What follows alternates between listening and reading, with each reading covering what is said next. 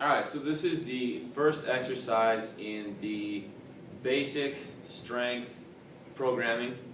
Just very simple exercises. Trying to take a lot of the technique out of it, and again, designed for people that don't have access to a good coach and that are just getting started. So just kind of keeping it very simple. So the first exercise we're going to do is the box squat. So first, what you're going to do is find a box or a bench that is set to a height where when you sit down, your thigh is parallel to the ground. So that's the first thing that you're looking for. The next thing you want to do, if we start at the feet, is we want the feet about shoulder width with the toes just slightly out. So you're not duck-footed. Your feet don't have to be perfectly straight. They can be out at about a 30-degree angle. The other thing to remember about your feet is that you always want your entire foot on the ground, and when you're standing up, you want to have most of your weight in your heel. That doesn't mean bring your toes off the ground, but it means that you can feel a majority of your weight is in your heel as you're standing.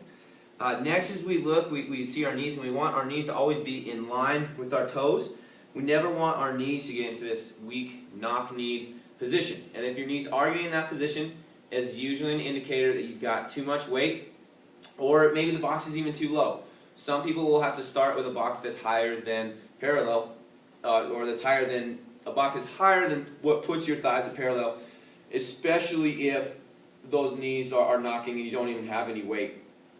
As we move up, we think about our hips. The movement always starts with the hips. So that means when we sit down on our box, we push our butt back first, then we allow the knees to bend as we sit on that box. And then finally, as we start thinking about our chest, we want to keep that chest as big as possible, pulling the shoulders back. And you'll see a little bit more what I mean when I go into a side profile of the exercise.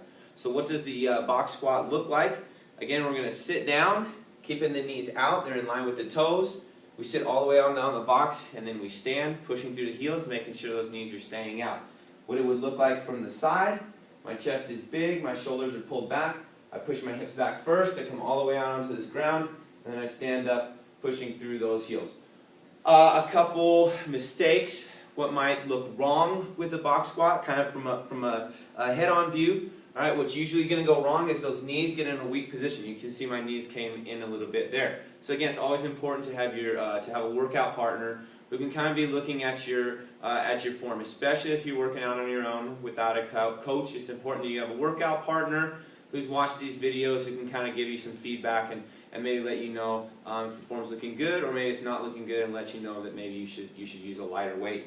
Some things that might look bad from the side would be, one, either my weight coming onto my toes. You can see my heels are off the ground. That's a big no-no.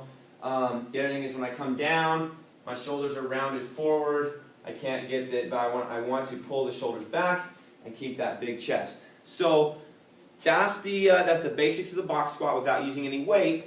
Now, as you start getting stronger, and again, this program, you'll be able to make some strength gains for a while. It depends how much exercising, how much strength training you've done in the past. Those of you that are starting out with real limited strength training background, you make a lot more gains on this program. Those of you who strength trained in the past, the gains with this will be not as big.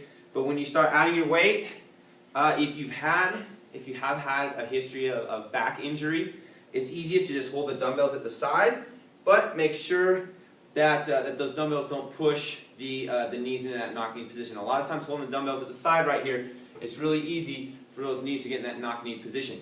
Now, if you have not had a history of back problems, a real good alternative I like to do is just to hold your weight in the center of the chest, right, in this kind of front rack or goblet position.